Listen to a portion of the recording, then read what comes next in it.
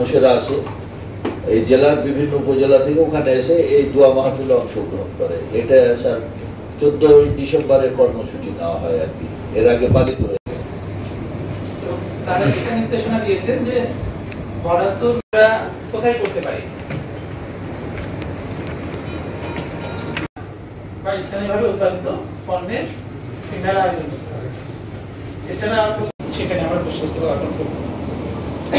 এরপরে আছে দেশের সকল জেলা এবং উপজেলায়, সাথে সাথে দেশের সকল জেলা এবং উপজেলায় 31 বার তোপধ্বনি থেকে স্যার একটু দুপুরে লাঞ্চের ব্যবস্থা দিতেন আর কি এর আগে।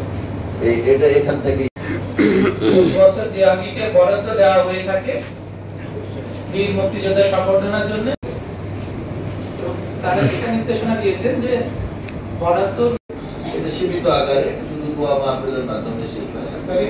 আমার যেটা মনে এটা সীমিত আকারে শুধু দোয়া মাহফিলের মাধ্যমে শেষ হয়। আমার যেটা মনে